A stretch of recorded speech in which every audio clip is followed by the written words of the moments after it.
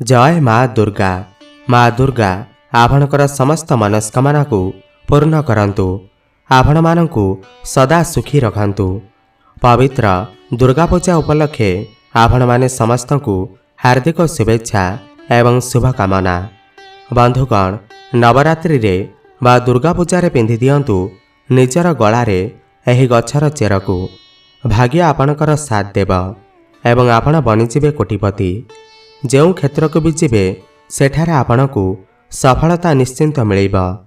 बंधुगण, हिंदू संस्कृति रे केते प्रकार पौराणिक मान्यता को महत्व दिया जाई अछि कि केते एमिति वृक्षलता होई थांती जे कि बहुत शुभ एवं पवित्र माना जाई थाए। केते एमिति वृक्षलता होई थांती जे कि आमर जीवन रे चालुथिबा समस्या को दूर करि देई थांती। खास कथा एहा अटे कि वृक्षलतार ना केवल लोक माने पूजा करि थांती बरम औषध रूपरे मध्य प्रयोग करि थांती। एहा केते प्रकार बीमारी को ठीक करि थाए एवं वेद पुराण रे भी केते प्रकार वृक्षलता मानकर उल्लेख रही अछि, जेमिति कि तुलसीर गछ, ओस्त गछ, बर गछ एमानकर बहुत ही अधिक महत्व रही थाए। बंधुगण, जदि आपण देखिथिबे आमे समस्ते ओस्त गछर पूजा कौन पाई करि थांती। आमे ओस्त गछर पूजा कौन पाई करिबा दरकार। बट सावित्री जो माने व्रत रखि थांती, माँ भौणी माने ओस्त गछर पूजा कौन पाई करि थांती। काहेकि ना वृक्षलतार किछि एमिति अलौकिक चमत्कारी शक्ति रही थाए जार प्रभाव रे कम समय रे आपणकु भल परिणाम देखिबाकु मिली थाए। तो आज मैं आपणकु नवरात्रि समय रे ताबिज रे भरिकी पिंधिदेबे एही गछर चेरकु। देखिबे खूब शीघ्र आपणकर भाग्यर ताला खोलीजिब, आपणकर समस्त मनस्कामना पूर्ण होइजिब। तो यह पूर्वरु एही भिडियोटी को लाइक करी कमेंट बॉक्स रे जय माँ दुर्गा अवश्य लिखि दियंतु। देखंतु एही जो नवरात्रि समय होई थाए, एही समय मध्यरे नव दुर्गांक आशीर्वाद प्राप्त करिवार सबुठु भल समय माना जाई थाए।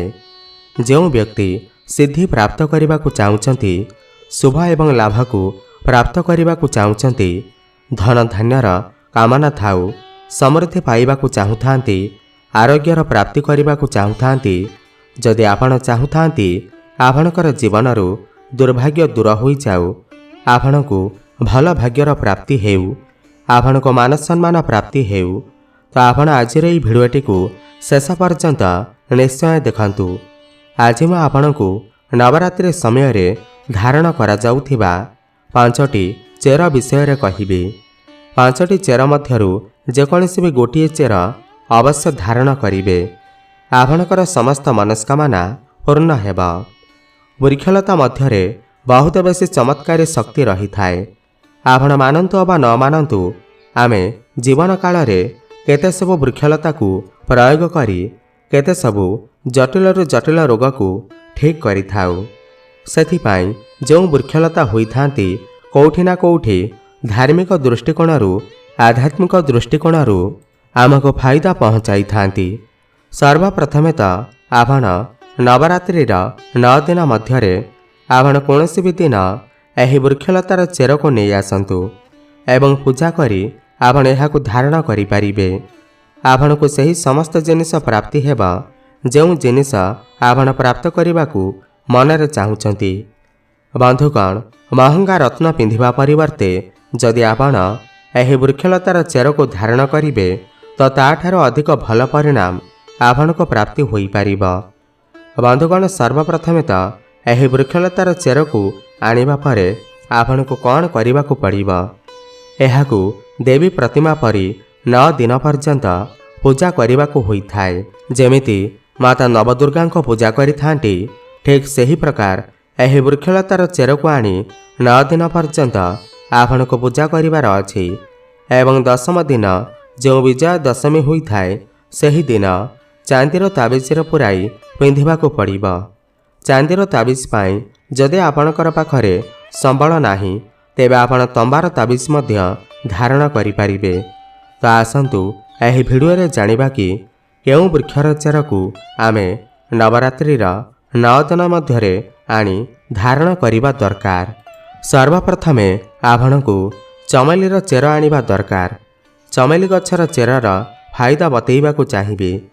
ଚମେଲିର ମୂଳରେ ବା ଚେରରେ ଦୈବୀ ଶକ୍ତିମାନଙ୍କର ବାସ ହୋଇଥାଏ। ଆପଣ ଦେଖିଥିବେ ଚମେଲିର ଯେଉଁ ତେଲ ଥାଏ ତାହା ହନୁମାନ ମହାରାଜାଙ୍କୁ ସମର୍ପିତ ହୋଇଥାଏ। ଏଥିରେ ହନୁମାନ ମହାରାଜାଙ୍କର ଦୈବୀ ଶକ୍ତି ରହିଥାଏ। ଯେଉଁ ଲୋକ ମା ଲକ୍ଷ୍ମୀଙ୍କର କୃପା ପ୍ରାପ୍ତି କରିବାକୁ ଚାହୁଁଛନ୍ତି, ଲକ୍ଷ୍ମୀ ସିଦ୍ଧି ପ୍ରାପ୍ତି କରିବାକୁ ଚାହୁଁଛନ୍ତି, ଯେଉଁ ଲୋକ ମନ୍ତ୍ରକୁ ସିଦ୍ଧି କରିବାକୁ ଚାହୁଁଛନ୍ତି, ଯେଉଁ ଲୋକ ଆରୋଗ୍ୟ ରହିବାକୁ ଚାହୁଁଛନ୍ତି, ଏମିତି ବ୍ୟକ୍ତି ଚମେଲିର ଯେଉଁ ଚେର ହୋଇଥାଏ ଏହାକୁ ଅବଶ୍ୟ ଆଣିବା ଉଚିତ। ଚମେଲିର ଯେଉଁ ଚେର ହୋଇଥାଏ ଏହାକୁ ନବରାତ୍ରି ସମୟରେ ନେଇ ଆସନ୍ତୁ ଏବଂ ଏହାକୁ 9 ଦିନ ପୂଜା କରନ୍ତୁ। 9 ଦିନ ନ କରିପାରିଲେ କମ୍ ସେ କମ୍ ଗୋଟିଏ ଦିନ ପୂଜା କରିଦେବେ। ଏହାକୁ ପୂଜା କରିବା ପରେ ଏହାକୁ ଚାନ୍ଦିର ତାବିଜରେ ପୁରାଇ କିମ୍ବା ତମ୍ବାର ତାବିଜରେ ପୁରାଇ ଧାରଣ କରନ୍ତୁ। ଆପଣ ଦଶହରା ଦିନ ଏହାକୁ ଧାରଣ କରନ୍ତୁ। ଏହାଦ୍ୱାରା ଦୈବୀ ଶକ୍ତିର ପ୍ରାପ୍ତି ହୋଇଥାଏ, ଅଲୌକିକ ଶକ୍ତିର ପ୍ରାପ୍ତି ହୋଇଥାଏ, ହନୁମାନ ମହାରାଜାଙ୍କର କୃପା ବର୍ଷିଥାଏ, ଆପଣ ସର୍ବଦା ନିରୋଗ ରହିଥାନ୍ତି। ଦ୍ୱିତୀୟରେ ଅପମାର୍ଗ ଗଛ, ଏହାକୁ କେତେ ଜାଗାରେ ଗୁଗୁଚିଆ ନାମରେ ମଧ୍ୟ ଜଣାଯାଇଥାଏ। ଆପଣଙ୍କ ଏରିଆରେ ଏହାକୁ କେଉଁ ନାମରେ ଜଣାଯାଏ ଆମକୁ ନିଶ୍ଚୟ କମେଣ୍ଟ କରି ଜଣାଇବେ। ଏହାକୁ ଅପମାର୍ଗ କ'ଣ ପାଇଁ କୁହାଯାଏ ନା ଏହାର ଯେଉଁ ବୀଜ ହୋଇଥାଏ ଏହା ଓଲଟା ରହିଥାନ୍ତି, ଏଥିପାଇଁ ଏହାକୁ ଅପମାର୍ଗ କହିଥାନ୍ତି, ଅର୍ଥାତ୍ ଏହା ଦୁନିଆଠୁ ଓଲଟା ଚାଲିଥାଏ। ଅପମାର୍ଗର ସନ୍ଥ ମହାତ୍ମା ଲୋକ ସବୁଠୁ ଅଧିକ ପ୍ରୟୋଗ କରିଥାନ୍ତି। ଅପମାର୍ଗ ଯେଉଁ ହୋଇଥାଏ ଏହାର ବୀଜର କ୍ଷୀରି ବନେଇକି ଖାଇବା ଦ୍ୱାରା 30 ଦିନ ପର୍ଯ୍ୟନ୍ତ ଭୋକ ଲାଗିନଥାଏ। ସେଥିପାଇଁ ଏହାକୁ ସନ୍ଥ ମହାତ୍ମାମାନେ ଏହାର ବୀଜର କ୍ଷୀରି ବନେଇକି ଖାଇଥାନ୍ତି ଏବଂ ଅଧିକ ସମୟ ପର୍ଯ୍ୟନ୍ତ ସାଧନା କରିଥାନ୍ତି। ଏହାକୁ କେବେ ପିନ୍ଧିବା ଦରକାର, କେମିତି ଧାରଣ କରିବା ଦରକାର? ନବରାତ୍ରି ସମୟରେ ଦଶମୀ ତିଥିରେ ଆପଣ ଏହାକୁ ଧାରଣ କରିପାରିବେ। ଏହାକୁ ଧାରଣ କରିବା ପରେ ଏହା ଶତ୍ରୁମାନଙ୍କର ନାଶ କରିଥାଏ। ଏକ ଖାସ୍ କଥା, ଯେଉଁ ଲୋକ ବଶୀକରଣ ପ୍ରାପ୍ତି କରିବାକୁ ଚାହୁଁଛନ୍ତି ଏ ସମସ୍ତ ଲୋକ ତାଙ୍କୁ ଦେଖିକି ସମୋହିତ ହୋଇଯାଆନ୍ତୁ, କେବଳ ତାଙ୍କର ହିଁ କଥା ମାନନ୍ତୁ। ତେମିତି ବ୍ୟକ୍ତି ଅପମାର୍ଗର ଚେର ନିଶ୍ଚୟ ଧାରଣ କରନ୍ତୁ। ଏହାର ଚେରକୁ ଧାରଣ କରିବା ପରେ ଆଧ୍ୟାତ୍ମିକ ଉନ୍ନତି ହୋଇଥାଏ, ଭାଗ୍ୟର ତାଲା ଖୋଲି ଯାଇଥାଏ। ଆପଣ ଯେଉଁଠାକୁ ବି ଯାଆନ୍ତୁ ଲୋକମାନେ ଆପଣଙ୍କୁ ଦେଖିକି ଆକର୍ଷିତ ହେବେ, ଆପଣଙ୍କର ବଶୀଭୂତ ହୋଇଯିବେ। ଏହାକୁ ଅବଶ୍ୟ ଧାରଣ କରନ୍ତୁ। ଏହାକୁ ପିନ୍ଧିବା ପରେ ଯେଉଁ ନବଗ୍ରହଙ୍କର ପୀଡ଼ା ହୋଇଥାଏ ତାହା ତତ୍କାଳ ଦୂର ହୋଇଯାଇଥାଏ, ଯେମିତିକି ଶନି ପୀଡ଼ା, ରାହୁକେତୁ ଦଶା। ତୃତୀୟରେ ବରଗଛର ଜଟା, ଏହା ଭାଗ୍ୟର ତାଲା ଖୋଲିଥାଏ, ରାତାରାତି ଆପଣଙ୍କର ଭାଗ୍ୟକୁ ଚମକେଇଥାଏ। ବରଗଛର ଯେଉଁ ଜଟା ଥାଏ ଆଧ୍ୟାତ୍ମିକ ଦୃଷ୍ଟିରୁ ଏହାକୁ ବହୁତ ହିଁ ପବିତ୍ର ମାନାଯାଇଥାଏ ଏବଂ ଆମର ହିନ୍ଦୁ ଧର୍ମରେ ବରଗଛକୁ ଦେବବୃକ୍ଷ ମାନାଯାଇଥାଏ। ଦେବବୃକ୍ଷ କ'ଣ ପାଇଁ କୁହାଯାଇଥାଏ ନା କାହିଁକି ନା ବଟ ସାବିତ୍ରୀ ଦିନ ଆପଣ ନିଶ୍ଚୟ ଦେଖିଥିବେ ଏହି ବରଗଛର ପୂଜା ହୋଇଥାଏ। ଯେଉଁ ବରଗଛ ଥାଏ ସେଥିରେ ସମସ୍ତ ଦେବୀ ଦେବତାଙ୍କର ଶକ୍ତି ସମାହିତ ହୋଇଥାଏ। ବରଗଛରେ ପିତୃପୁରୁଷଙ୍କର ବି ବାସ ହୋଇଥାଏ। ବରଗଛକୁ ଭଗବାନ ଶଙ୍କରଙ୍କ ସ୍ୱରୂପ ମାନାଯାଏ। ତ ଆପଣ ଯଦି ଆପଣଙ୍କର ଭାଗ୍ୟକୁ ଚମକେଇବାକୁ ଚାହୁଁଛନ୍ତି, ଆଧ୍ୟାତ୍ମିକ ଉନ୍ନତି କରିବାକୁ ଚାହୁଁଛନ୍ତି, ତ ନବରାତ୍ରିରେ 9 ଦିନ ପୂଜା କରିବା ପରେ ବରଗଛର ଜଟା ଅବଶ୍ୟ ଧାରଣ କରିବେ। ବରଗଛର ଜଟା ଧାରଣ କରିବା ପରେ ଆପଣଙ୍କୁ 20ରୁ 25ଟି ଚମତ୍କାରୀ ଫାଇଦା ମିଳିଥାଏ, ଯାହାକି ମୁଁ ଆପଣଙ୍କୁ ଆଗାମୀ ଭିଡ଼ିଓରେ ବତେଇବି। ଚତୁର୍ଥରେ ଧଳା ଅରଖ ଗଛର ଚେର। ଧଳା ଅରଖ ଗଛକୁ ଭଗବାନ ଗଣେଶଙ୍କ ସ୍ୱରୂପ ମାନାଯାଏ।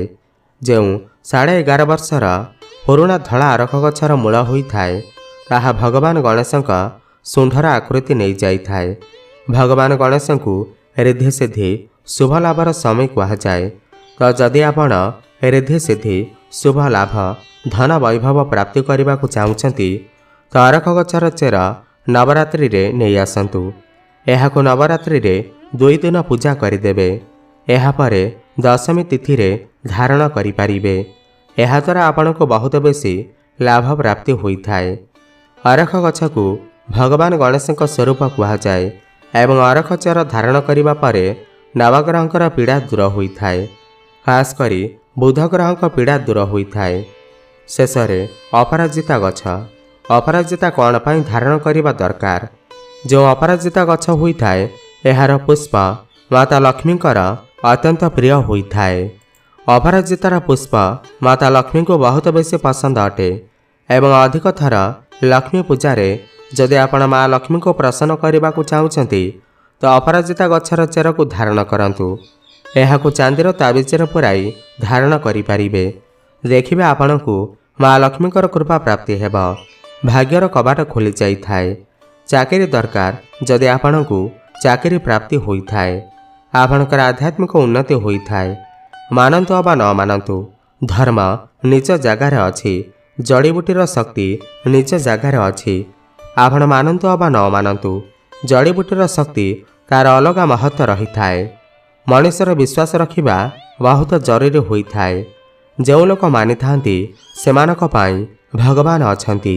ଯେଉଁ ଲୋକ ମାନନ୍ତି ନାହିଁ ତ ପଥର ଭାବିଥାନ୍ତି। ମାନେ କି ଭଗବାନ ଆପଣଙ୍କ ସାମ୍ନାରେ ବି ଛିଡ଼ା ହୋଇପଡ଼ିଲେ ବି ତଥାପି ବି ପଥର ତୁଲ୍ୟ ଅଟନ୍ତି। ଯଦି ଆପଣ ଭଗବାନଙ୍କୁ ମାନିଥାନ୍ତି ତ ପଥର ବି ଆପଣଙ୍କ ପାଇଁ ଭଗବାନ ସେମିତି ପୂଜନୀୟ ହୋଇଯାଇଥାଏ।